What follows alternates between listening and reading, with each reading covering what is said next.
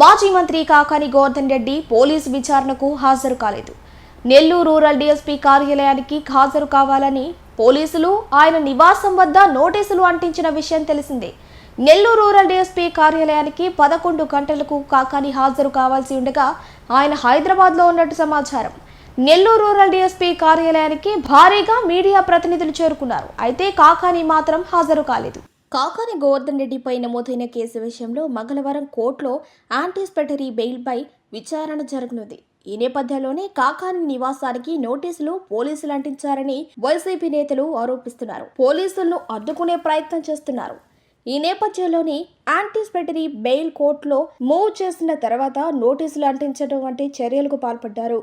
ఈ నేపథ్యంలోనే మంగళవారం కోర్టులో బెయిల్పై నిర్ణయం తీసుకునే నేపథ్యంలో కావాలని బెయిల్ అడ్డుకునేందుకు కాకాని విచారణకు సహకరించడం లేదంటూ అనేక రకాలైన ప్రయత్నాలు ప్రభుత్వం పోలీసుల ద్వారా చేస్తుందని వైసీపీ నేతలు ఆరోపిస్తున్నారు. వైసీపీ నేతల సమాచారం మేరకు కాకాని మంగళవారం హైదరాబాద్ నుంచి నెల్లూరుకు వచ్చే అవకాశం ఉంది. నోటీసులపై సమాధానం చెప్పే అవకాశం ఉన్నట్టు తెలుస్తోంది.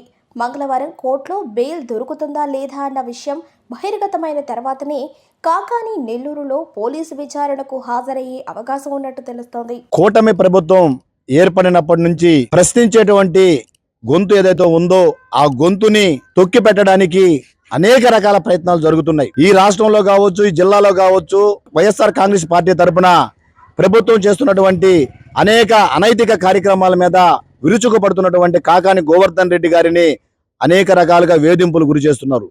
దాదాపుగా 14 విచారణలు నిర్వహించారు. 14 విచారణలో ఏమీ చేయలేకపోయారు. లాస్ట్కి ఏదైతే గతంలో ఉన్నటువంటి పాత కేసులు ఉన్నాయో ఆ కేసుల్ని రీఓపెన్ చేయించడం, ఏదో ఒక విధంగా ఆ కేసుల్లో ఇన్ని ముద్దాయిగా చేర్పించాలని చెప్పి ఒక పెద్ద కుట్రకి తెరలేపి ఆ యొక్క ప్రక్రియ గత కొంతకాలంగా జరుగుతూ ఉంది.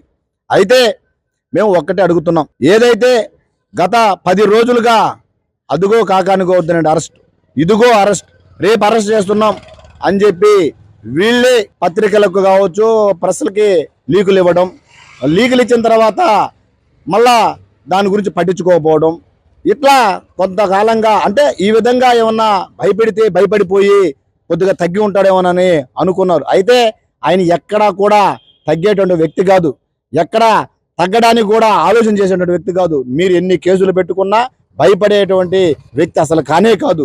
కాబట్టి ఇన్ని జరుగుతున్నా కూడా ఈ ఎపిసోడ్ మొత్తం కూడా దాదాపుగా మొన్న నైట్ దాకా కూడా నెల్లూరులోనే ఉన్నాడు.